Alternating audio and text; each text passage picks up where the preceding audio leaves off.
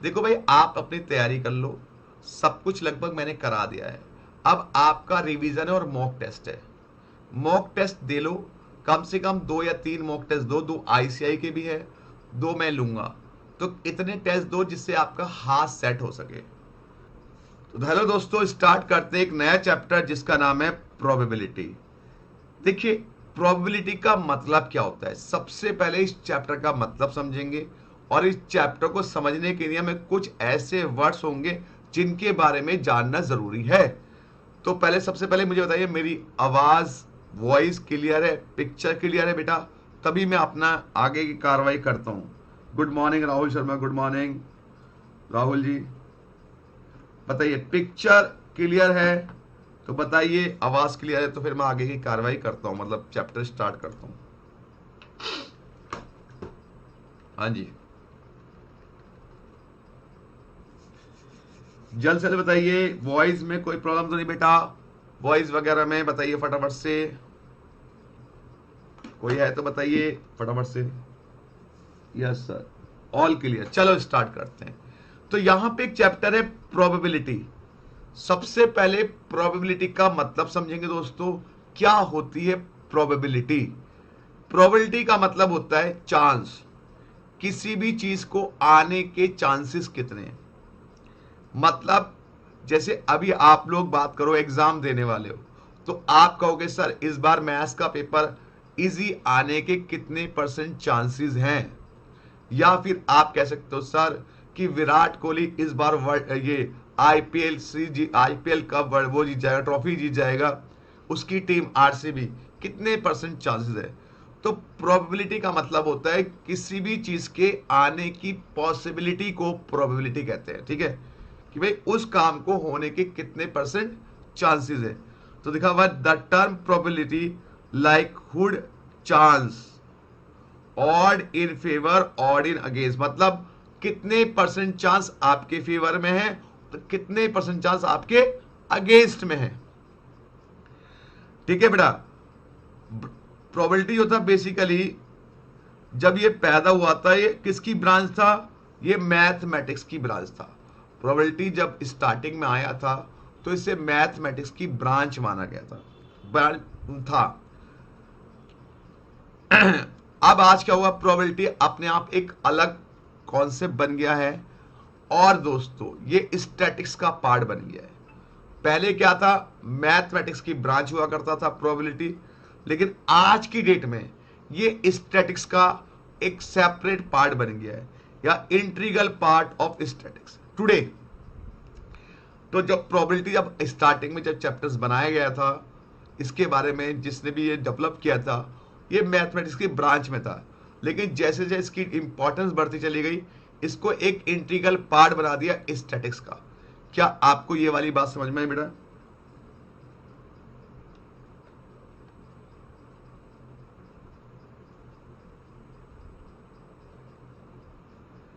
अच्छा, अब integral part बना दिया गया। सुनिए, अब एक बात और बताइए, सबसे पहले ये चैप्टर आता है कितने नंबर का?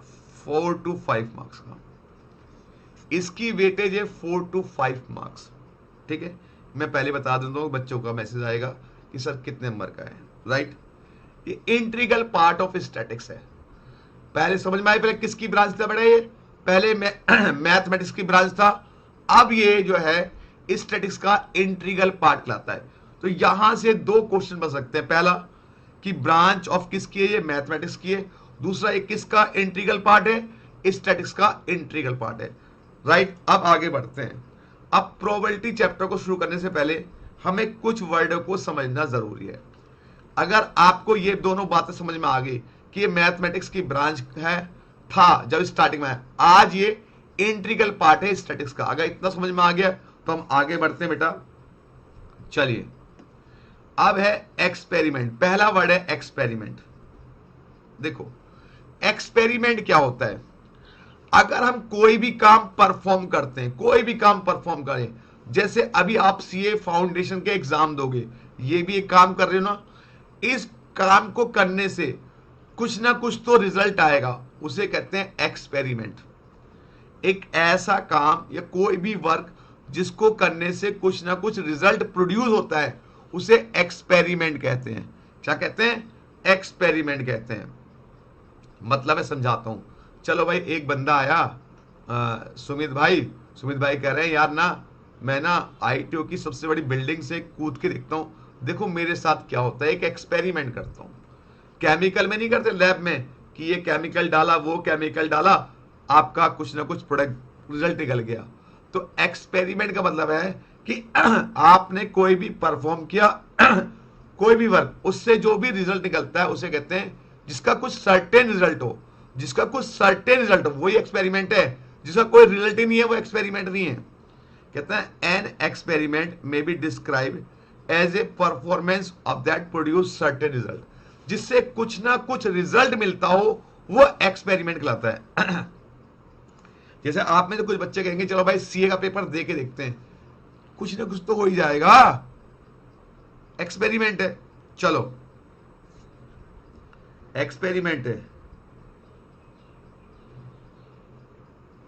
चलो थैंक यू सो मच दोस्तों।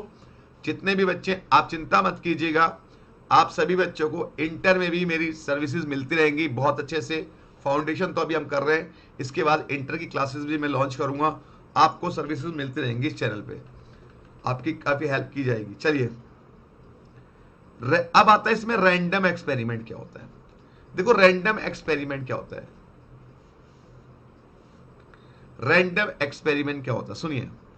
ऐसा कोई भी हम एक्सपेरिमेंट जो हमने किया नहीं है, रैंडमली हमने उसको कहा कि भाई चलो ये काम करते हैं। जैसे मान लो आप जब लूडो खेलते हो, लूडो जानते हो डाइस, तो जब लूडो खेलते हो तो आप ऐसे लूडो की गोटी फेंकते हो, तो लूडो की गोटी फेंकने में वो रैंडम एक्सपेरिमेंट है। आपको नहीं पता 1 आएगा, 2 आएगा, 3 आएगा, 4 आएगा, 5 आएगा, जिसके रिजल्ट के बारे में आप पता नहीं हो कि रिजल्ट क्या आएगा, वो रैंडम एक्सपेरिमेंट है।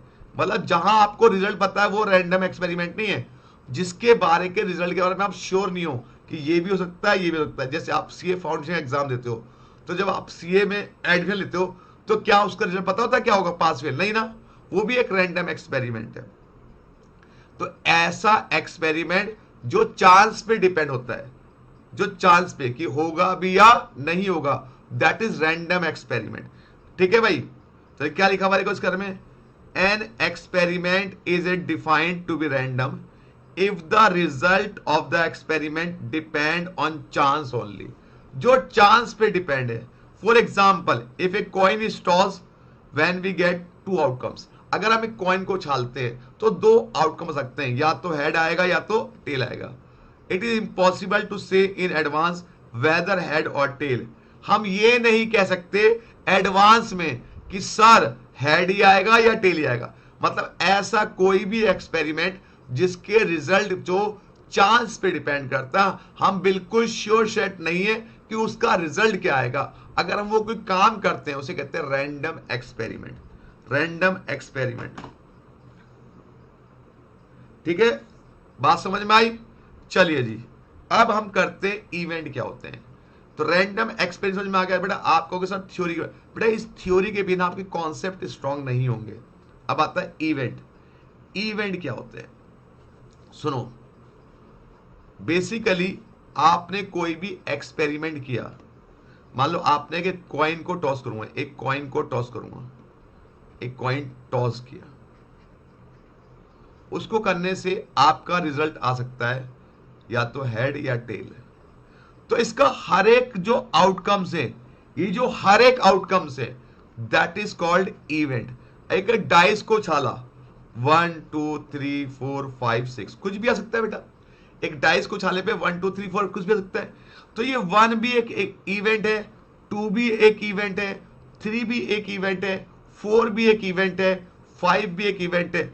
मतलब उसको जो भी आपने ट्रायल किया था, उस ट्रायल से जो जो रिजल्ट आ सकते हैं, उन सारे रिजल्ट को हम कह सकते हैं इवेंट। और इस इवेंट को हम सैंपल स्पेस भी कहते हैं। बात समझ में आई?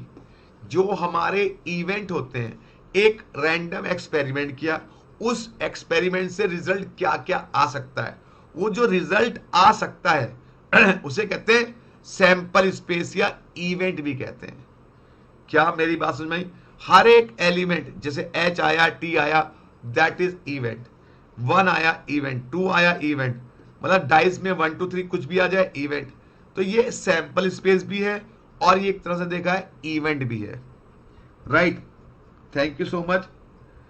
फर्स्ट ऑफ ऑल मैं बता दूं दोस्तों, मैंने कोई भी ना तो आरकेजी छोड़ा है ना आरकेजी से मैं लेफ्ट हुआ हूं। फर्स्ट ऑफ ऑल बता दूं, मैं उसके साथ ही हूं, आज भी मैं उसके साथ ही पढ़ा रहा हूं, बट मैंने अपना चैनल भी शुरू कर दिया है। ठीक है, बस इतना ही हुआ है। चलिए, आज भी पराग सर हम लोग अच्छे दोस्त हैं, अच्छी ट्यूनिंग है, आपको ये गलत फहमी है ना हो कि मैंने लेफ्ट कर दिया आरकेजी। ठीक है, चलिए, चैनल पे मैं अब अपने ही पढ़ाऊंगा, ये मेरा कंफर्मेशन है। चलिए अब आगे। अब इवेंट दो तरह के होते हैं, एक होता है सिंपल और एलिमेंट्री इवेंट, एक होता है कंपोजिट और कंपाउंड इवेंट। कंपोजिट और कंपाउंड, यहां पे थ्योरी आती है, यहां से थ्योरी आती है। ठीक है, क्या कह रहा है? अब आता है सिंपल इवेंट क्या होता है, सुनो। सिंपल इवेंट या elementary event. An event is to be simple, it can not be decompose into further event. ऐसे इवेंट जिसको आगे हम फर्दर इवेंट में आगे कन्वर्ट नहीं कर सकते, वो होते हैं सिंपल इवेंट। जैसे tossing a coin once provide us two simple event, मतलब एक कॉइन को छाला, या तो हेड आएगा या तो आएगा, बस इससे ज्यादा आगे इसको हम लोग डिकम्पोज नहीं कर सकते। लेकिन अगर हमने 2 कॉइन उछाले तो 2 कॉइन में या तो पहले में हेड, दूसरे में हेड, या फिर टेल और टेल, या हेड टेल टेल हेड, तो हमने इसके बहुत सारे डिकम्पोज कर दिया। एक इवेंट के भी और इवेंट बना दिए कि भाई 2 हेड एक साथ आने चाहिए, 2 टेल एक साथ आने चाहिए, 1 हेड 1 टेल आना चाहिए। ठीक है, या पहले हेड बाद में टेल आना चाहिए। तो जिस इवेंट को हम डिकम्पोज एक से ज्यादा इवेंट में बदल सकते हैं, वो कहलाता है आपका कंपोजिट इवेंट। और जिस इवेंट को हम आगे फर्दर डिकम्पोज नहीं कर सकते, केवल एक बार आपने टॉस किया, कहानी खत्म, हेड आया टेल आया, बस जिसका एक ही आउटकम हो, या पास या फेल, एक ही रिजल्ट हो, या तो पास या फेल, वो हो गए सिंपल इवेंट। लेकिन जिसके बहुत सारे रिजल्ट बन सकते हैं, दैट इज होता है कंपोजिट इवेंट। देखो क्या लिखा हुआ है इसमें एग्जाम्पल में, an event can be split into 2 events, head tail tail head, which is both elementary event. दोनों ही सिंपल इवेंट है। मतलब अगर देखो कोई इवेंट एक बार में हेड या टेल आया, दैट इज सिंपल इवेंट। लेकिन उसके बहुत सारे इवेंट बन सकते हैं, दैट इज होता है कंपोजिट इवेंट या कंपाउंड इवेंट। पेपर में आया है बेटा, ये बहुत इंपॉर्टेंट है इसके बारे में कि भाई साहब जिसको डिकम्पोज कर सकते हैं इनटू 2 और मोर इवेंट में, दैट इज कॉल्ड होता है कंपोजिट इवेंट। ठीक है बेटा, आगे बढ़ जाए बेटा, बताओ पहले आगे। अब आता है mutually exclusive event. Mutually exclusive event और incompatible event. Mutually exclusive event वो होते हैं, सुनो, म्यूचुअली एक्सक्लूसिव इवेंट क्या होते हैं? ऐसे इवेंट जो एक साथ नहीं हो सकते, जो 2 इवेंट एक साथ नहीं हो सकते, वो कहलाते हैं म्यूचुअली एक्सक्लूसिव इवेंट या इनकम्पेटेबल इवेंट। मतलब जो एक बार में एक ही इवेंट होगा।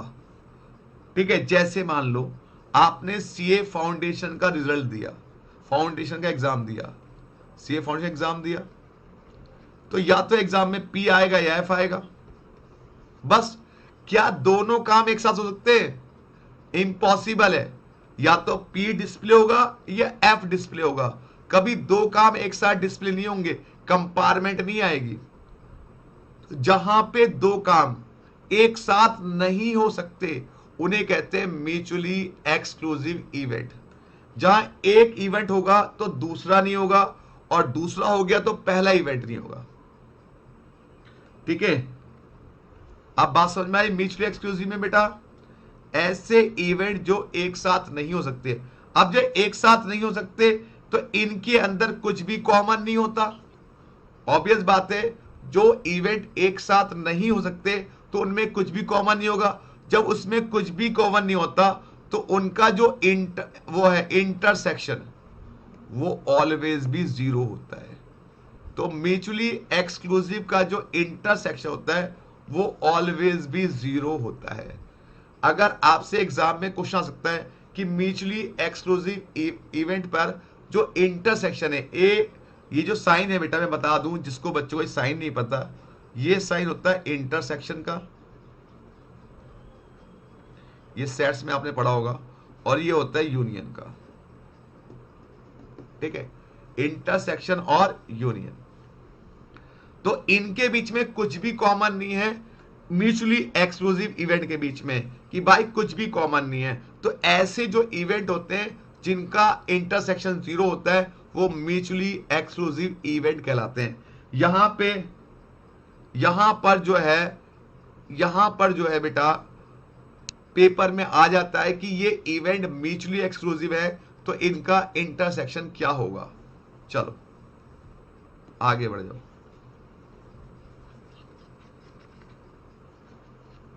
अब आते हैं एग्जॉस्टिव इवेंट। एग्जॉस्टिव इवेंट सुनो, एग्जॉस्टिव इवेंट क्या होते हैं?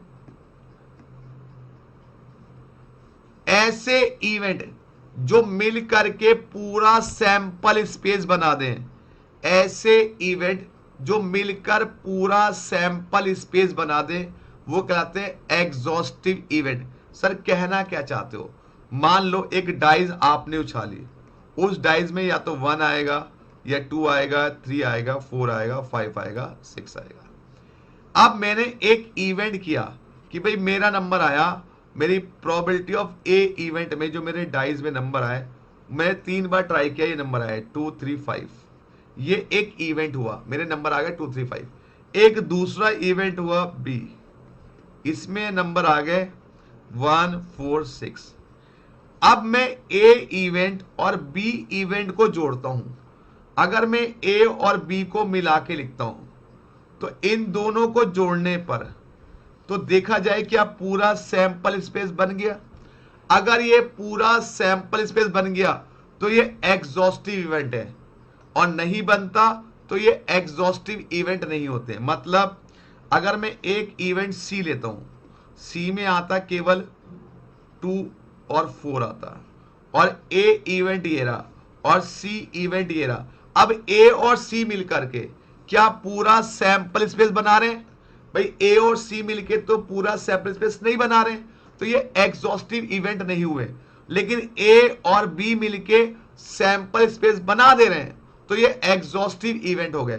तो ऐसे इवेंट जो मिल करके, चाहे एक इवेंट हो, 2 हो या 3 हो, जितने भी इवेंट हो, अगर वो मिल करके वो अगर पूरा सैंपल स्पेस बना जाए तो वो इवेंट कहलाएंगे एग्जॉस्टिव इवेंट। इस केस में क्या होता है, इनका जो ए यूनियन बी होता है प्रोबेबिलिटी वो ऑलवेज भी 1 होती है। इनका जो यूनियन होता है वो ऑलवेज भी 1 होता है।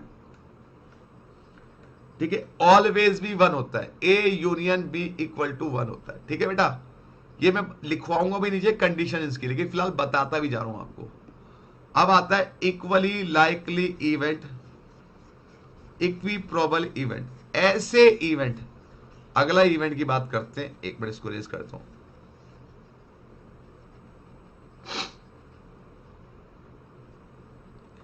ऐसे इवेंट जो भाई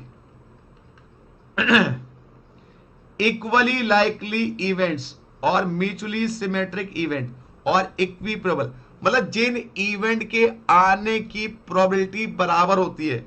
ए इवेंट हो चाहे बी इवेंट हो चाहे सी इवेंट हो। जैसे एक बच्चा पेपर दे के आया तो घर वालों ने बोला बेटा तेरे पेपर कैसे गए, तो बच्चा बोलता है 50-50 गए सर, पास भी हो सकता हूं फेल भी हो सकता हूं।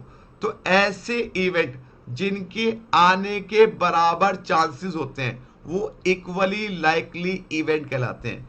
कि इसमें क्या होता है, जितने परसेंट चांस ए इवेंट के हैं उतने ही परसेंट चांस बी इवेंट के हैं, उतने ही परसेंट चांस सी इवेंट के।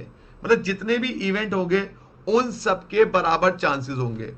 That is equally likely event या म्यूचुअली सिमेट्रिक इवेंट भी कहते हैं इसको। ठीक है बेटा। अब आता है इंडिपेंडेंट इवेंट। ऐसे इवेंट जो एक दूसरे पे डिपेंड नहीं कर सकते। एक इवेंट हो जाएगा तो दूसरा इवेंट भी हो सकता है। कैसे? मान लो भाई साहब सुमित भाई अगर पास हो गए तो डेफिनेटली रजनीकांत भी पास हो सकता है, क्योंकि सुमित भाई के पास होने से रजनीकांत का कोई लेना देना नहीं है। जैसे एक कॉइन को मैंने उछाला, उसमें हेड आ गया, तो कार्ड जब मैं खेलूंगा तो उसमें राजा या किंग कुछ भी आ सकता है, किंग या क्वीन कुछ भी आ सकता है, क्योंकि हेड आने से किंग क्वीन पे कोई फर्क नहीं पड़ता। तो ऐसे इवेंट जो एक साथ हो सकते, एक इवेंट होने से दूसरा इवेंट भी हो सकता है, ऐसे इवेंट को कहते हैं इंडिपेंडेंट इवेंट। और ये जो इवेंट है एक दूसरे पे डिपेंड नहीं होते, इसलिए एक इवेंट का दूसरे पे कोई इंपैक्ट नहीं पड़ता। इसमें क्या होता है, probability of A event into probability of B event, अगर 3 होंगे तो प्रोबेबिलिटी ऑफ सी इवेंट बराबर होता है इनके इंटरसेक्शन के बराबर। अगर मैं इंटरसेक्शन निकालना चाहूं और क्वेश्चन में इंडिपेंडेंट इवेंट दिया हुआ है तो तीनों इवेंट की मल्टीप्लाई कर दूंगा तो इंडिपेंडेंट इवेंट आ जाएगा, इंडिपेंडेंट इवेंट आ जाएगा। ठीक है बेटा, चलो आगे।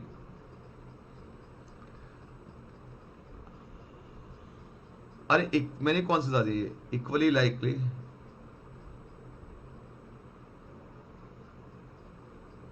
अच्छा इक्वली लाइकली तीसरा वाला था, मैंने इक्वली लाइकली इवेंट्स। ठीक है, इक्वली लाइकली इवेंट्स। ठीक है, तो अब ऐसे इवेंट जो बराबर आ सकते हैं वो इक्वली लाइकली हो गए,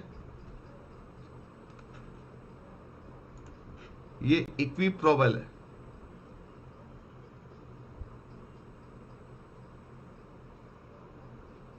चलिए, ये दोनों लगभग सेम है, इक्वली लाइकली इवेंट और इक्वली लाइकली इवेंट वो सेम ही है लगभग, वो थोड़ा बस घुमा के लिखा हुआ है। आगे अब आता है बेटा प्रोबेबिलिटी की बात आती है। प्रोबेबिलिटी क्या होता है भाई साहब, प्रोबेबिलिटी ही सब एक ही फॉर्म में चलता है इसमें कि भाई it is the ratio of favourable outcomes to total outcomes. Probability क्या होता है, जो आप चाहते हो वो ऊपर आए और जो टोटल इवेंट है वो नीचे आए। जैसे आप लोग चाहते हो कि भाई सीए फाउंडेशन में रिजल्ट आता है पी या एफ, लेकिन आप चाहते हो तू पी, तो प्रोबेबिलिटी ऑफ पी क्या होगा, ये कितना इवेंट है, एक इवेंट है, तो फेवरेबल एक ऊपर आएगा और टोटल इवेंट नीचे आ जाएंगे। तो प्रोबेबिलिटी का सिंपल सा फॉर्मूला है, फेवरेबल इवेंट जो हम चाहते हैं वो ऊपर आ जाए और जो टोटल इवेंट हुए वो नीचे आ जाए, उनका सम जो हम चाहते हैं। जैसे हम चाहते हैं डाइज में 2 और 4 आ जाए, तो 2 और 4 दो ऑप्शन हो गए, ऊपर आ गए, और टोटल ऑप्शन कितने 6, तो आंसर आ गया 2/6। तो प्रोबेबिलिटी का सिंपल सा फॉर्मूला है, फेवरेबल आउटकम्स ऊपर और टोटल आउटकम्स नीचे, फेवरेबल ऊपर टोटल आउटकम्स नीचे, इट इज कॉल्ड प्रोबेबिलिटी। चलिए अब आगे बढ़ते हैं। चलिए जी, अब यहां पे कुछ कंडीशन लिखी हुई है मैंने, देखो जो मैं ऊपर बता के आया था वो मैंने नीचे लिख भी दी है कि कोई बच्चे को दिक्कत ना हो। कंडीशन ऑफ इवेंट क्या लिखा हुआ है, म्यूचुअली एक्सक्लूसिव इवेंट में क्या होता है कि इनके बीच में इंटरसेक्शन 0 होता है। जब इंटरसेक्शन 0 तो यूनियन की वैल्यू इन दोनों के बराबर होगी। इंडिपेंडेंट में क्या होता है, intersection P A into P B, अगर 2 इवेंट है 3 होंगे तो इंटू सी बी हो जाएगा। इक्विलाइकली में तीनों इवेंट आपस में बराबर होते हैं। एग्जॉस्टिव में उनका जो यूनियन होता है वो 1 होता है। तो ये बहुत इंपॉर्टेंट है, इस बात को याद रख लेना बेटा, बहुत इंपॉर्टेंट है। राइट, अब मैं आपको कुछ बातें बता देना चाहता हूं। देखो भाई, कुछ फॉर्मूले हैं जो आपको सीखने पड़ेंगे प्रोबेबिलिटी के लिए, जो सेट से रिलेटेड है। आपको पता होना चाहिए probability of A union B, अगर 2 इवेंट है तो probability of A plus probability of B minus probability of A intersection B के बराबर होता है। एक फॉर्मूला वेरी इंपॉर्टेंट ये है जी, राइट। ये आपका बहुत ज्यादा यूज होगा, पहला फॉर्मूला। दूसरा फॉर्मूला है कि अगर ये तीन होते, probability of A union B union C होते, तो probability of A plus probability of B plus probability of C minus probability of A intersection B minus probability of B intersection C minus probability of A intersection C plus तीनों का intersection add हो जाता। ये दो फॉर्मूले हैं जो बहुत ज्यादा यूज होंगे, बहुत ज्यादा यूज होंगे। वैसे मैंने यहां पे लिखे हुए भी है ये, अगर आप चाहो तो यहां से भी लिख सकते हो। ये देखो, ये अदर इंपॉर्टेंट फॉर्मूला ये रहा, ये देख सकते हो। ये पहला था और ये दूसरा था, ठीक है बेटा। अब ये दोनों के बाद अब कोई काम होना और ना होना मिला के एक होता है। अगर प्रोबेबिलिटी ऑफ ए की बात करें और प्रोबेबिलिटी ऑफ ए नॉट की बात करें, इक्वल टू 1 होता है। किसी काम का होना और ना होना ऑलवेज भी 1 होता है, ठीक है। इधर से probability of B plus probability of B not equal to 1 होता है, ठीक है। कोई भी इवेंट हो उसका होना और ना होना 1 होता है, ठीक है। अब वो कहता है एक बात और, प्रोबेबिलिटी ऑफ सर्टेन इवेंट, मतलब जो इवेंट श्योर है उसकी प्रोबेबिलिटी तो 1 होगी भाई साहब। जो इवेंट पक्का है कि ये काम होना है तो उसकी क्या प्रोबेबिलिटी, इसको तो 100% चांस होंगे। Probability of an impossible event, कोई ऐसा इवेंट जो पॉसिबल ही नहीं है, दैट इज 0 प्रोबेबिलिटी।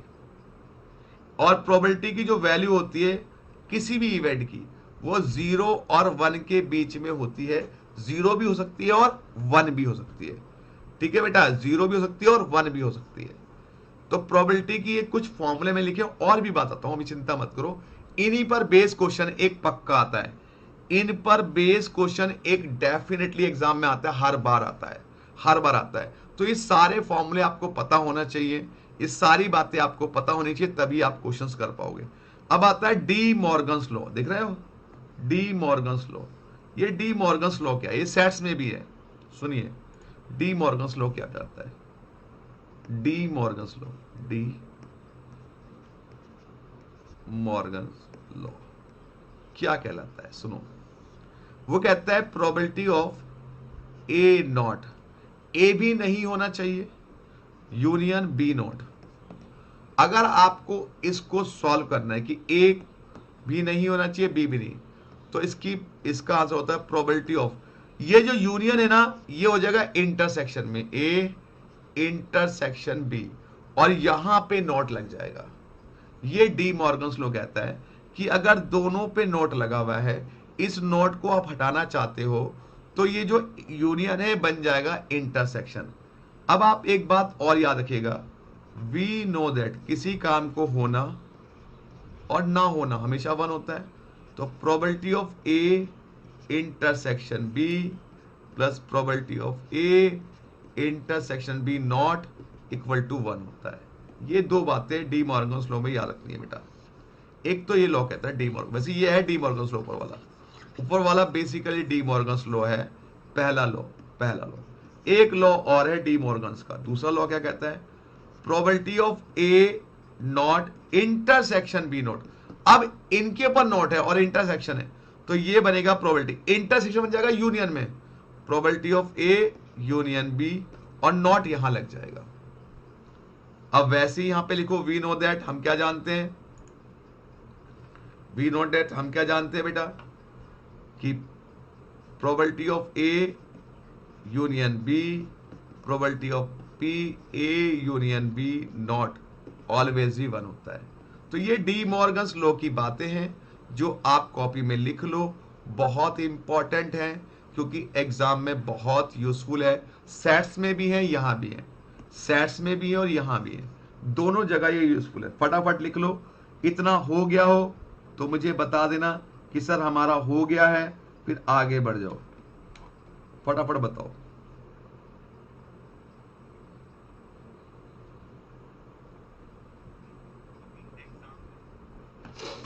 और फटाफट थम्स अप कर देना। अभिषेक थैंक यू सो मच बेटा। सुमित भाई बहुत ज्यादा नॉलेज रखते हैं हमारे। डिम्पल बेटा इसमें टाइम कितना लगेगा? बेटा 3 से 4 क्लास तो मिनिमम है, मिनिमम।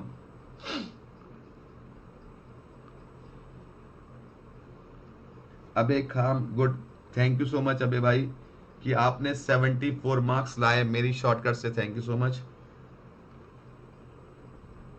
रजनीकांत कह रहा है सर हो गया। शबनम परवीन कह रही है सर्वाइवल लेफ्ट, नहीं मैंने नहीं छोड़ा। चलिए और बताइए फटाफट से, सबका हो गया बेटा, आगे बढ़े। चलिए सभी के मैसेज पढ़ने का हमें, जब आपको हम कहते लिखने के लिए हमें मौका मिल जाता है। चलिए क्योंकि जो भी लाइव ले रहा है ना बेटा,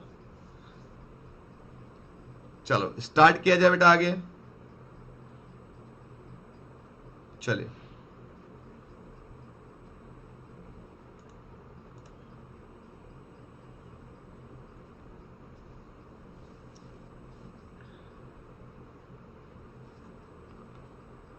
अब आते हैं बेटा कंडीशनल प्रोबेबिलिटी। अब कंडीशनल प्रोबेबिलिटी के भी कुछ रूल्स लिख लो बेटा। कंडीशनल प्रोबेबिलिटी, अब कंडीशनल प्रोबेबिलिटी क्या होती है सुनो। कंडीशनल प्रोबेबिलिटी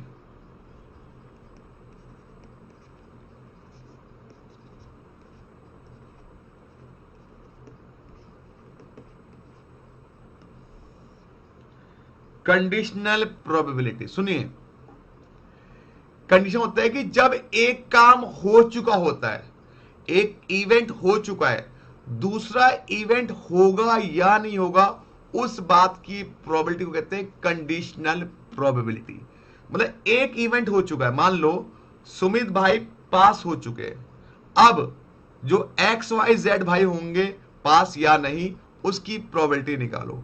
या मैंने ये वाला काम कर लिया है, दूसरा वाला काला काम होगा या नहीं होगा, उसकी प्रोबेबिलिटी निकालो। जहां पे एक इवेंट ने ऑलरेडी परफॉर्म कर चुका है, दूसरा इवेंट परफॉर्म करेगा, तो वो कहते हैं कंडीशनल प्रोबेबिलिटी। ठीक है, तो इसका होता है probability of A by B.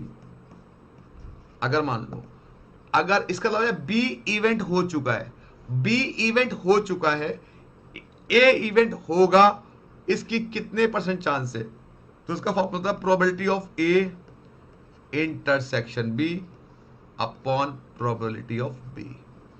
और अगर ऐसे लिखा होता है probability of B by A, मतलब यहां पे ए इवेंट हो चुका है बी की, तो ऊपर तो कॉमन रहेगा, नीचे केवल चेंज हो जाएगा, प्रोबेबिलिटी ऑफ ए आ जाएगा। ये भी बहुत इंपॉर्टेंट है। ठीक है भाई, चलो ये भी लिख लो। कंडीशनल प्रोबेबिलिटी थी, एक एक करके करेंगे, चिंता मत करो, जल्दीबाजी कुछ नहीं है, आराम से करो भाई, पढ़ना है ना, समझना है ना। चलो अब हमारे, अगर मान लो पेपर में लिखा हो, ये लिखा हो ओनली ए इवेंट, मतलब दो इवेंट है, मान लो एक इवेंट ए है और एक इवेंट बी है, ये एक इवेंट है, ये दूसरा इवेंट है। मैं कहता हूं ओनली ए, ओनली ए कौन सा पोर्शन हो गया, ये वाला पोर्शन हो गया।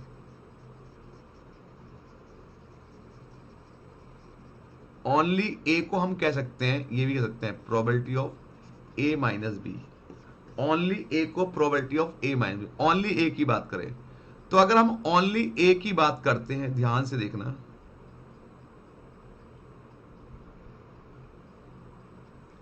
तो क्या हो रहा है, अगर हम टोटल ए में से ये कॉमन वाला पोर्शन घटा दे, कॉमन वाला पोर्शन घटा दे, कॉमन वाला पोर्शन, ये वाला पोर्शन, तो ये येलो वाला पोर्शन मिल जाएगा, ओनली ए वाला। भाई यही तो ए माइनस बी है। तो अगर ओनली ए लिखा है या प्रोबेबिलिटी ए माइनस बी लिखा है तो इसका फॉर्मूला होता है प्रोबेबिलिटी ऑफ ए में से माइनस कर दो probability of A intersection B. Simple, only A आ जाएगा, ओनली ए में मतलब ये वाला पोर्शन आ जाएगा आपका। अब इस तरह से अगर ओनली बी लिखा होता, इधर आ जाता और बना दो डायग्राम, अगर लिखा होता ओनली बी, मतलब वो कहता है प्रोबेबिलिटी ऑफ बी माइनस ए कहता है। तो इसका मतलब क्या है भाई साहब? इसका मतलब वो कह रहा है कि आपको ये वाला पोर्शन निकालना है, ये वाला पोर्शन, ये वाला पोर्शन निकालना है। ये कहां से अंडा खोल, ये वाला पोर्शन निकालना है, ये वाला पोर्शन निकालना है ओनली बी में। जब ये वाला पोर्शन मतलब ये बी माइनस ए निकालना है, तो इसका क्या फॉर्मूला भाई साहब? इसमें क्या करोगे? टोटल बी में से, टोटल बी में से ये वाला पोर्शन घटा दोगे। ये यहां तक है रेड, कभी आप सोचो सर इतना ही रेड है, नहीं पूरा यहां तक है रेड है। तो ये आ जाएगा probability of B minus probability of A intersection B. चलो पक्का?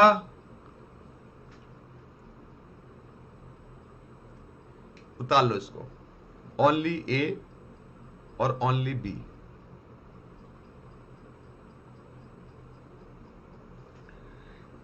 अब हम कुछ क्वेश्चन करने वाले हैं।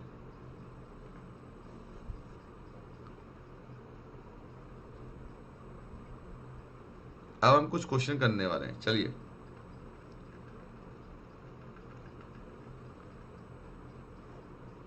देखिए सबसे पहले क्या करना है आपको, आईसीआई का मॉड्यूल करना है, क्योंकि प्रोबेबिलिटी के जो क्वेश्चन है वो आईसीआई मॉड्यूल से आते हैं। तो सबसे पहले आपको प्रायोरिटी देनी है आईसीआई मॉड्यूल को, उसके बाद जो मैंने असाइनमेंट दिया है उसको सॉल्व करना है, ठीक है। और अगर आप असाइनमेंट सॉल्व नहीं कर पाते तो प्रीवियस ईयर के क्वेश्चन कर लेना, बस बुक के क्वेश्चन और प्रीवियस ईयर के पिछले 7-8 अटेम्प्ट के क्वेश्चंस, बस इससे ज्यादा कुछ मत करना, ठीक है बेटा।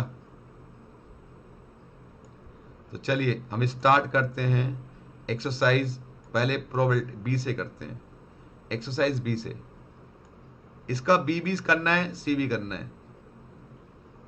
चलिए बी वाली एक्सरसाइज पे आइए, एक्सरसाइज बी। चलिए फटाफट देखिए,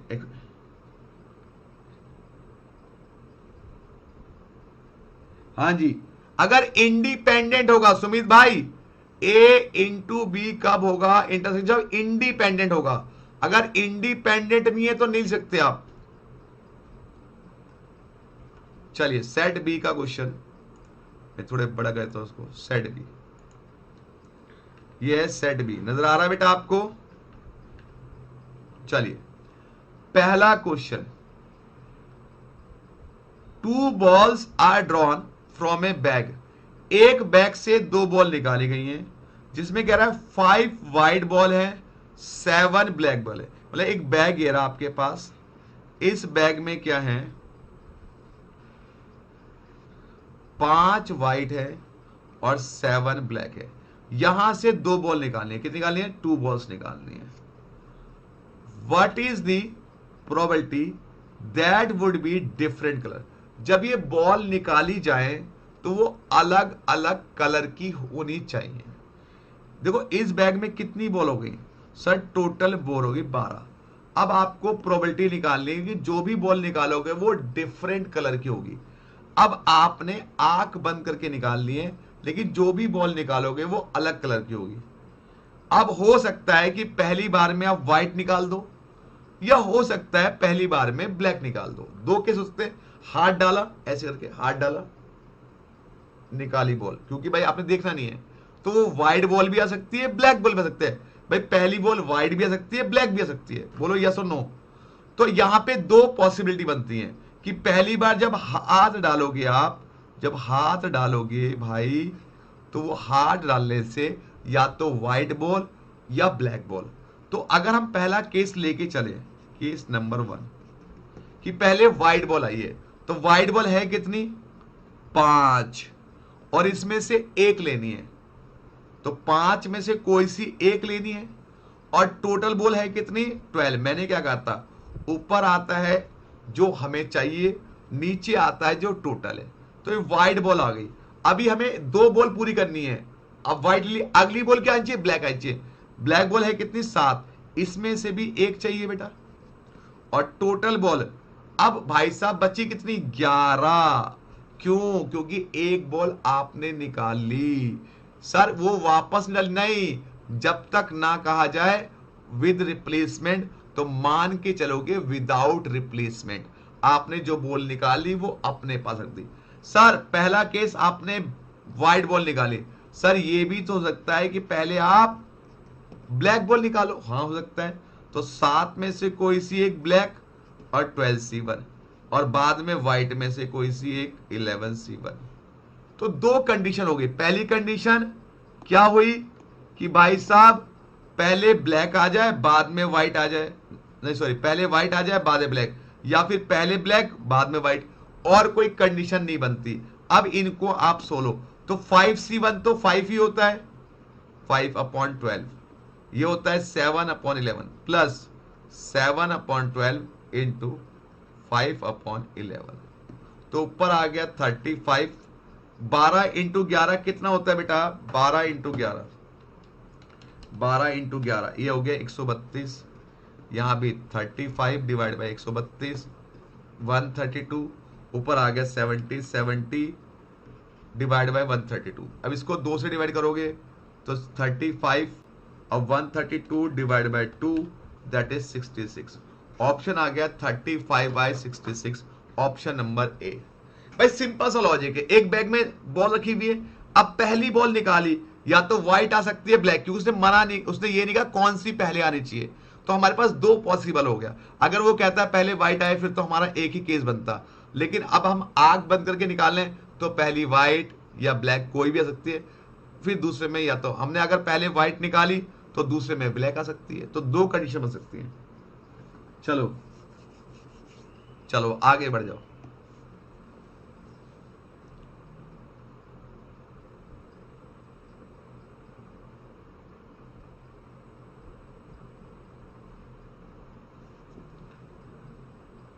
चलिए जी अगला क्वेश्चन,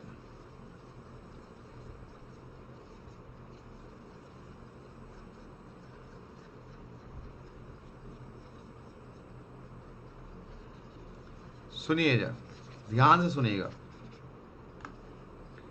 आप ध्यान से सुनिएगा और समझिएगा कि भाई अगला question, what is chance throwing at least, at होता है कम से कम, कम से कम, a single cast with 2 dice.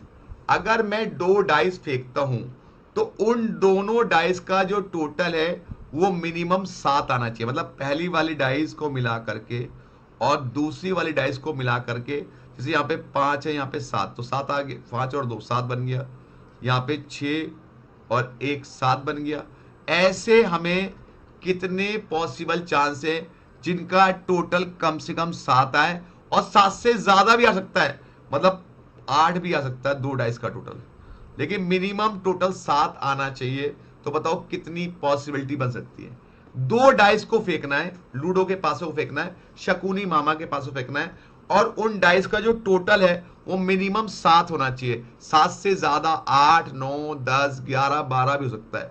अब जब कभी ऐसा क्वेश्चन आ जाए बेटा डाइस वाला, तो इसके तो सैंपल स्पेस बनाने में आपको टाइम लगेगा। पहले भाई पहले डाइस पे 1 आ गया, फिर 1 के साथ 2, 1 के साथ 3, 1 के साथ 4, ऐसे अब बहुत सारे सैंपल स्पेस बना दोगे, ठीक है। लेकिन इसके लिए मैंने एक थोड़ी सी ट्रिक बनाई है आप लोगों के लिए। मतलब एक ट्रिक है जो बता दूं, उसे कहते हैं पेड़ का जादू।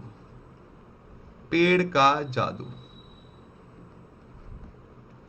पेड़ का जादू। आपने ना एक पेड़ बनाना है, पेड़, ऐसा एक ट्री बनाना है, वो भी ट्राइंगल वाला ट्री।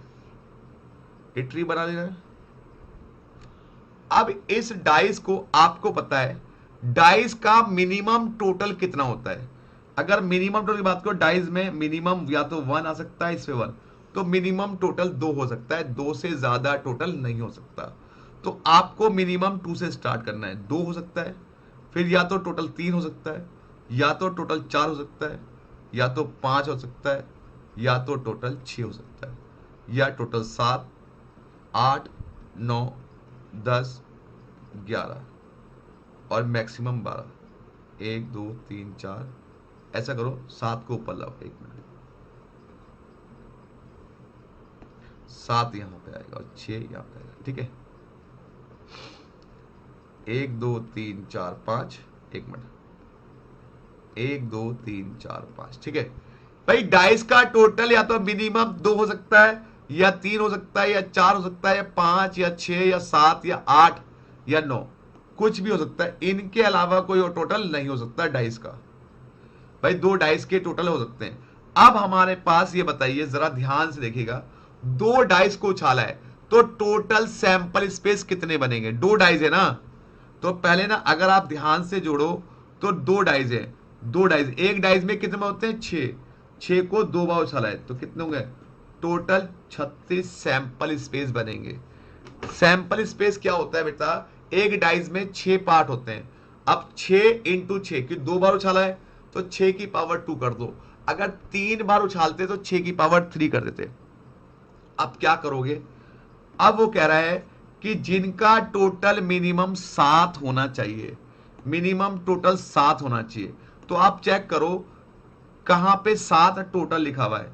सर ये वाला 7 टोटल लिखा हुआ है, तो ये आना चाहिए एक ऑप्शन, एक ऑप्शन ये आना चाहिए, ये एक ऑप्शन ये। अब यहां पे गिनती लिखो 1 2 3 4 5 6, 1 2 3 4 5 6, ठीक है। यहां पे 1 2 3 4 5 6 तो यानी 1 2 3 4 5, ठीक। अबे क्या कर दिया मैंने, यहां आपको गिनती भी लिखनी पड़ती है। अब वो कहना चाह रहा है कि जिनका टोटल 1 है वो, जिनका टोटल 2 है वो एक ऑप्शन है, जिनका टोटल 3 है वो 2 ऑप्शन है, जिनका टोटल 4 है वो ऐसे डाइस में 3 ऑप्शन है, जिनका टोटल 5 है वो ऐसे 4 ऑप्शन है, जिनका टोटल 6 है वो 5 ऑप्शन है, जिनका टोटल 7 है वो 6 ऑप्शन है, और जिनका टोटल 8 है वो 5 ऑप्शन है, जिनका टोटल 9 है वो 4 ऑप्शन है, जिनका टोटल 10 है वो 3 ऑप्शन है, जिनका टोटल 11 है वो 2 ऑप्शन है, जिनका टोटल 12 है वो एक ऑप्शन है। राइट। अब वो कह रहा है कि 7 और 7 से ज्यादा, तो 7 ये रहा, ये ऑप्शन लेंगे तो ये 6 है, ये रहा 6 ऑप्शन ये हो गए, और 8 वाले कितने? 5 ऑप्शन है, 9 वाले कितने? 4 ऑप्शन है, 10 वाले कितने? 3 ऑप्शन है, 11 वाले 2 ऑप्शन है, 12 वाला एक ऑप्शन है। ये टोटल ऑप्शन ऊपर आ गए और टोटल 36 नीचे आ गया। 6 5 11 4 15 3 18 2 20 और 1 21, तो 21/36 आ गया। 3 से काट लो 7 और 3 से काट लो 12, तो 7/12 ऑप्शन है बी। एक बार और समझ लो अगर आपको लग रहा है तो। 7/12 सबसे पहले एक ट्राइंगल बनाना होता है, ट्राइंगल बनाने के बाद आपको मिनिमम टोटल 2 3 4 5 6 लिखना पड़ता है, फिर काउंटिंग। अब वो कह रहा है 7 और 7 से ज्यादा टोटल, तो 7 और 7 से ज्यादा ये रहे, इनका ऑप्शन ये थे, इनको जोड़ लिया। हो गया बेटा? बोलो हो गया?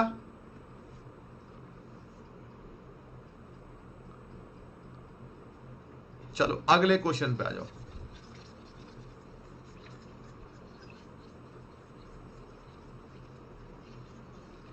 बेटा इसका एक तरीका भी है, 1 1 1 2, ऐसे थोड़ा टाइम टेकिंग प्रोसेस है उसमें।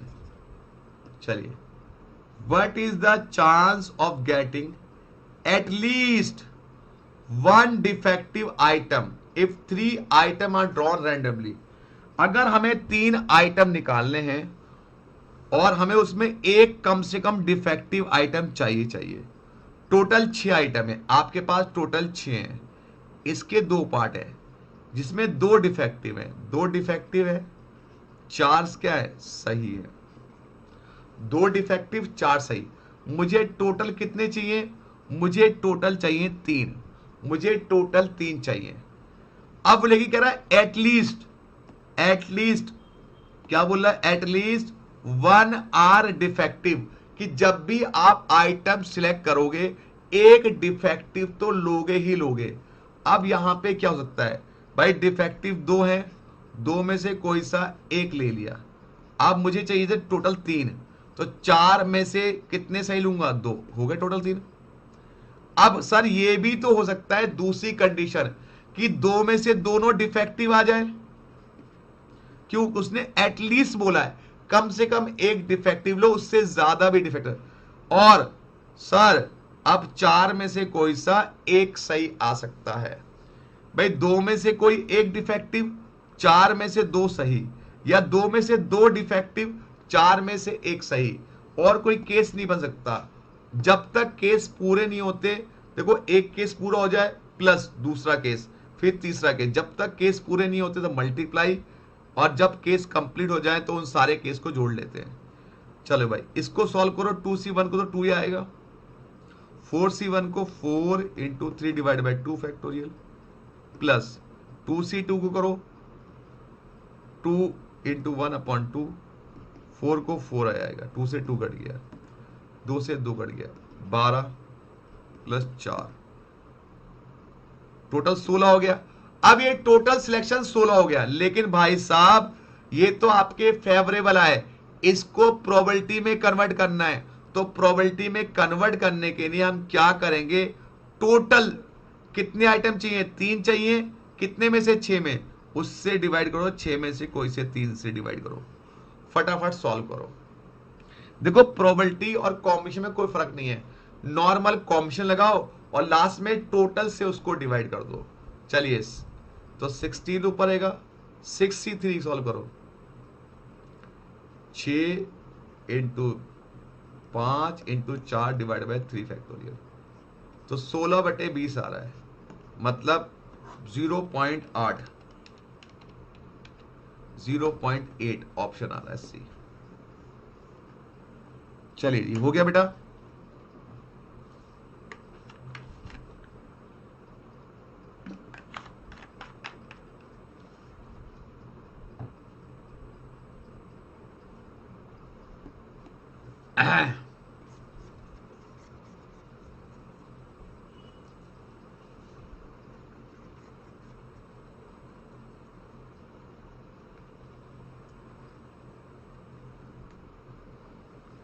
चलिए आगे बढ़ते हैं।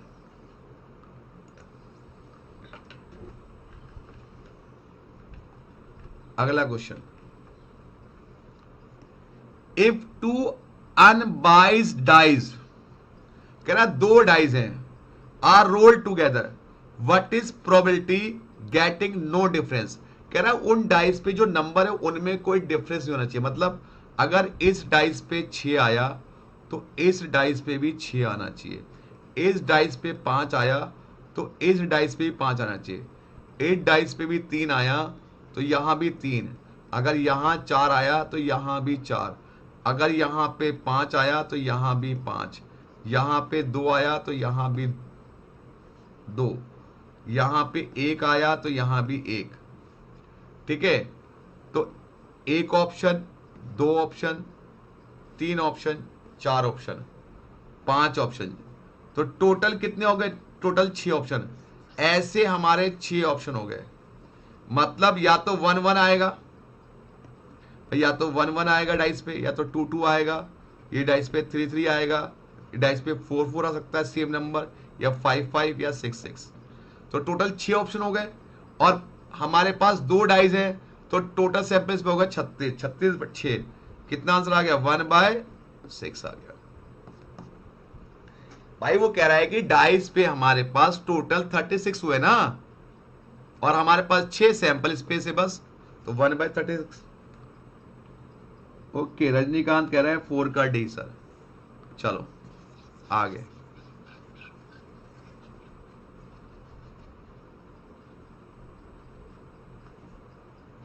क्वेश्चन नंबर 5,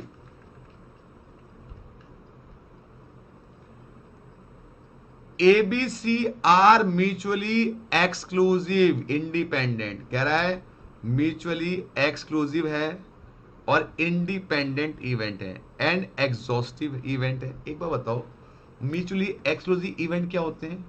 जो एक साथ नहीं आ सकते, एक साथ नहीं आ सकते। और एग्जॉस्टिव क्या होते हैं? जो दोनों मिलकर के बनाते हैं आपका यूनियन, सैंपल स्पेस बनाते हैं। तो क्या ये दोनों कंडीशन कभी एक साथ पॉसिबिलिटी है कि म्यूचुअली एक्सक्लूसिव भी हो और इंडिपेंडेंट भी हो और एग्जॉस्टिव भी हो? नहीं हो सकता।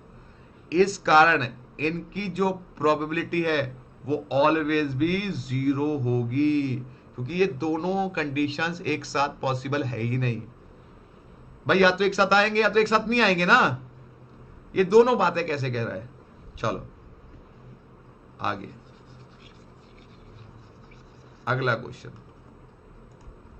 Question number 6, there are 10 balls from 1 to 10 in a box. कह रहा 10 बॉलें हैं और एक बॉक्स में रखी हुई हैं। If one of them is selected, उनमें से मुझे एक लेना है। What is probability that number print on the ball would be odd number. वो ऑड नंबर हो लेकिन 4 से बड़ा हो। अगर मान लो 1 से लेके 10 नंबर है तो टोटल तो 10 नीचे आ जाएगा। अब 4 से बड़ा नंबर क्या हो सकता है? ऑड, या तो 5 या 7 या 9। तो 3 ही ऑप्शन हुए, तो 3/10 मतलब 0.30।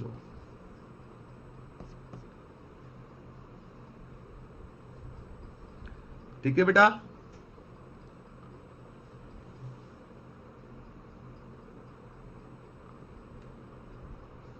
चलो आगे बढ़ जाते हैं।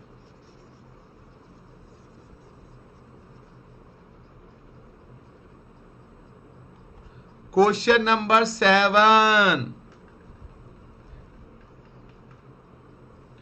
इसके आगे लिखो इंपॉर्टेंट, एग्जाम में 2 बार आ चुका है। Following are the wages of 8 worker. कह रहा है 8 वर्कर की वेजेस दी हुई है, ये 8 वर्कर की। If one of the worker is selected at random, मुझे इनमें से एक वर्कर लेना है। वट, उसकी प्रोबेबिलिटी निकालनी है। हिज, कौन सा worker? His wages would be lower than the average wages, जिसकी वेजेस एवरेज से कम हो। तो सबसे पहले क्या करो, जितना भी ये है इसका एवरेज निकाल लो, इसको जोड़ करके इसका एवरेज निकालो। मतलब 50 plus 62 plus 40 plus 70 plus 45 plus 56 plus 32 plus 45 divide by 8। Average निकालो कितनी आ रही है फटाफट से। 50 plus 62 plus 40 plus 70 plus 45 plus 56 plus 32 plus 45, ये आ रही है 400 डिवाइड बाय 8, 50 आ रही है। तो मुझे वो वर्कर लेने हैं जिनकी वेजेस क्या है? 50 से लोअर देन एवरेज, 50 से कम है। तो 50 से कम कौन सी वेजेस है? एक तो ये 40 है, एक ये 45 है, एक ये 32 है, एक ये 45। तो 4 वर्कर हो गए। तो 4 ऐसे वर्कर हो गए और टोटल वर्कर कितने? 8। तो प्रोबेबिलिटी हो गई 0.50। लो जी, बी ऑप्शन। ठीक है, 0.50।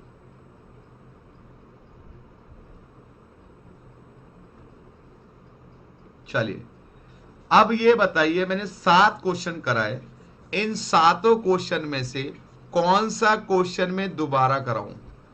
तो यहां पर एक बच्चे की डिमांड ऑलरेडी आ चुकी है कि सर आपने 7 क्वेश्चन कराए, उसमें से जो 5वां क्वेश्चन है ये बता दो। बेटा 5वां तो थ्योरी का क्वेश्चन है।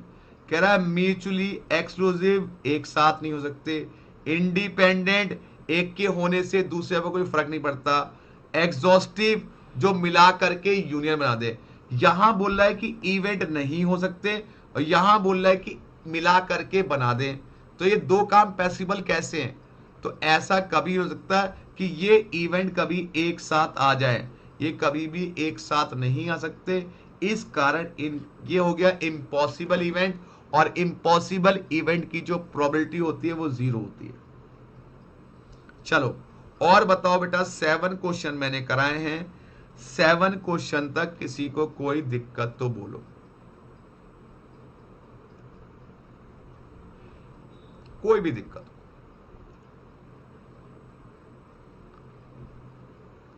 कोई भी दिक्कत?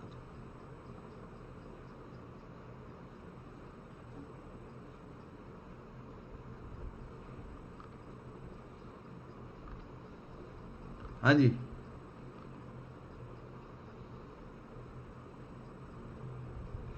बोलो बेटा। अगर दिक्कत नहीं है तो थम्स अप कीजिए, हम आगे बढ़ जाएंगे।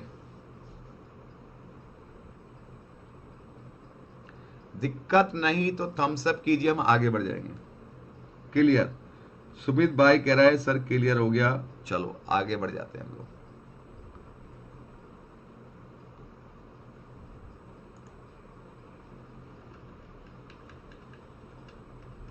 Question number 8।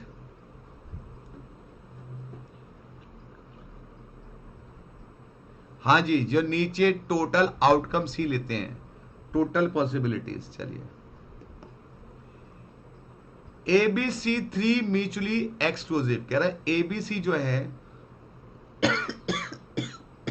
Yes, all case में फेवरेबल ऊपर और टोटल नीचे, ऑल केस में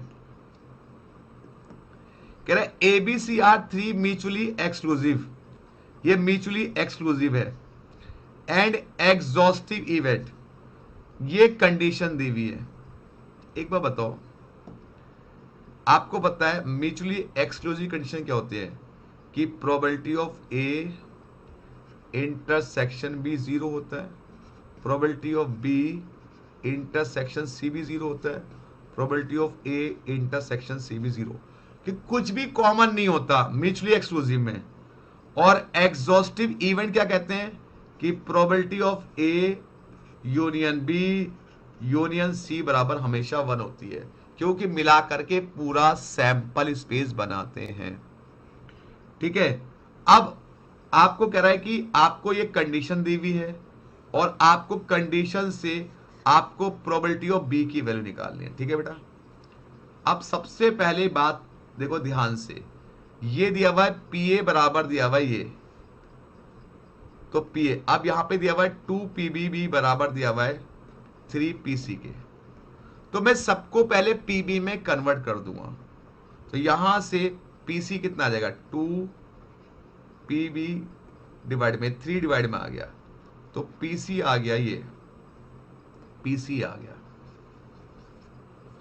और पीए तो ऑलरेडी ये दिया हुआ है।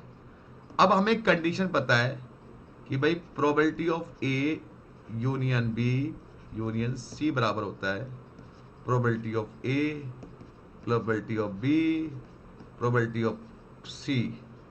और अगर कह रहा है म्यूचुअली एक्सक्लूसिव, तो जितने भी इंटरसेक्शन है वो सारे 0 हो जाएंगे, क्योंकि म्यूचुअली एक्सक्लूसिव में इंटरसेक्शन 0 होता है, तो आगे इंटरसेक्शन लिखने की जरूरत नहीं है, वो सारे 0 हो गए। अब ये दिया हुआ है 1, क्योंकि एग्जॉस्टिव है तो इसकी वैल्यू 1 होती है। अब प्रोबेबिलिटी ऑफ ए कितना है?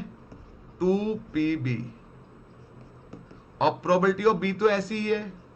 प्रोबेबिलिटी ऑफ सी कितना है? 2 पीबी बाय 3, इसका मैं एलसीएम ले लूंगा यहां पे 3, तो 3 दूनी 6, 3 पीबी प्लस 2 पीबी। अब ये 3 इधर आ जाएगा, तो 3 इक्वल टू 6 और 3 9 और 2 11, 11 पीबी, तो कितना आ जाएगा? 3 by 11 is equal to PB.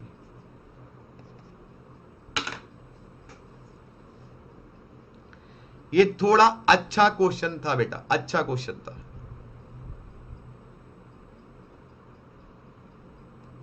अच्छा क्वेश्चन था,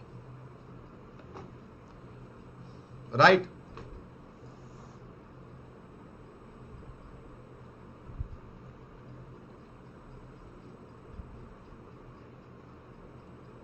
बोलिए, कोई दिक्कत?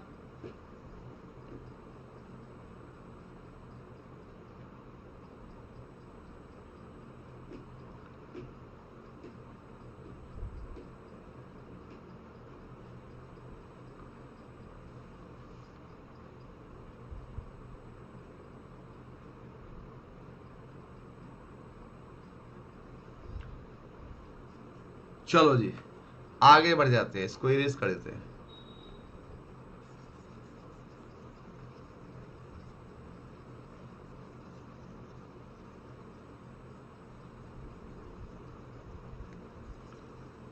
क्वेश्चन नंबर 9,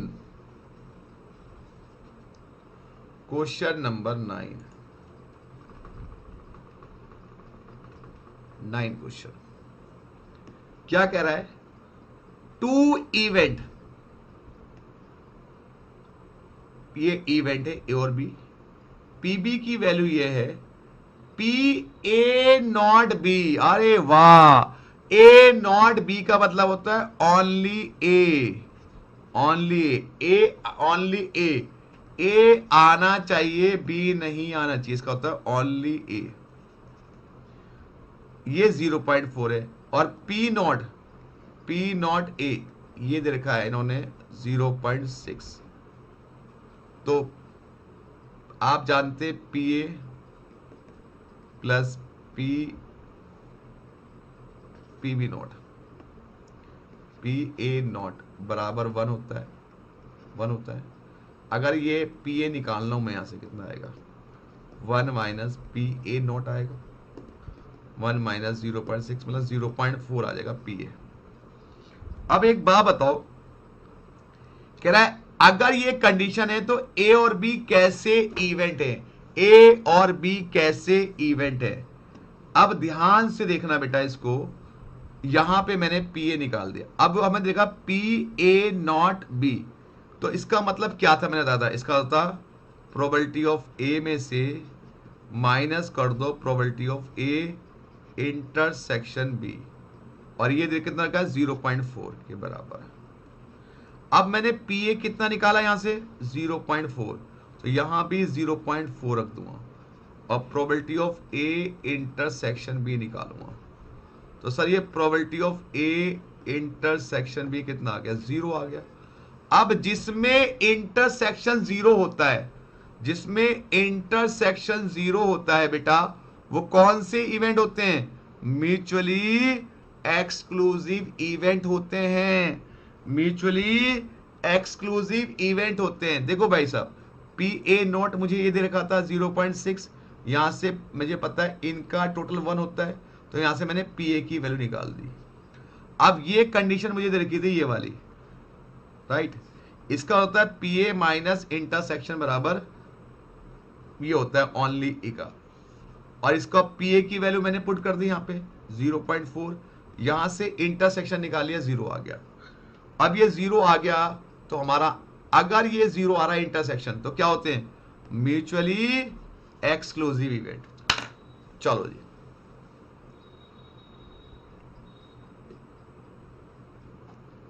आराम से, कोई जल्दीबाजी नहीं मेरे भाई, आराम से करो, कोई जल्दीबाजी नहीं।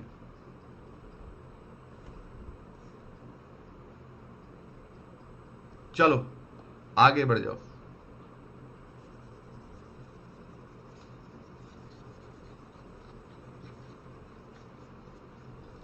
क्वेश्चन नंबर 10, क्वेश्चन नंबर 10,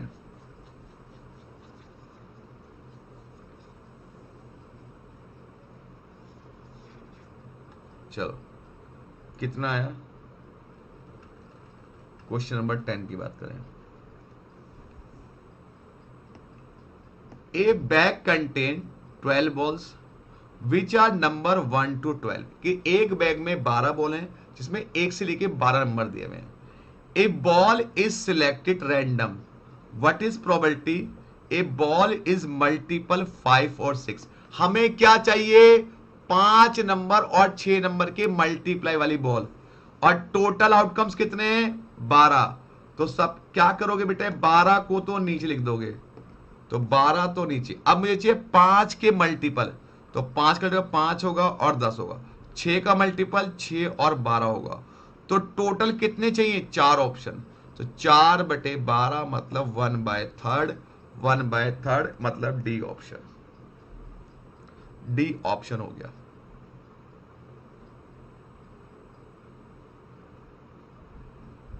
चलो जी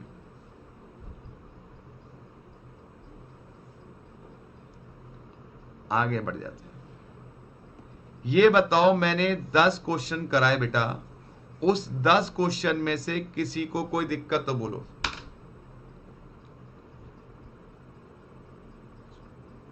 10वां क्वेश्चन कैसे हो जाएगा?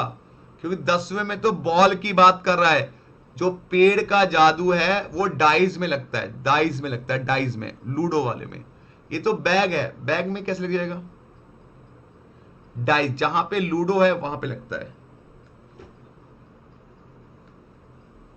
बोलो, किसी को कोई दिक्कत बेटा? बताओ। ओके, क्लियर हो गया? चलिए जी, बहुत बढ़िया। अब हम लोग क्या करेंगे, इसको यहीं पे अभी फिनिश करते हैं। इसके आगे बाद में क्लास लेंगे, मतलब नेक्स्ट क्लास में। देखो भाई, आप अपनी तैयारी कर लो, सब कुछ लगभग मैंने करा दिया है। अब आपका रिवीजन है और मॉक टेस्ट है। मॉक टेस्ट दे लो, कम से कम 2 या 3 मॉक टेस्ट दो। 2 आईसीआई के भी है, 2 मैं लूंगा। तो इतने टेस्ट दो जिससे आपका हाथ सेट हो सके।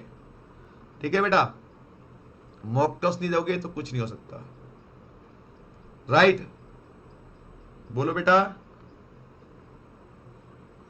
किसी को कोई दिक्कत यहां तक?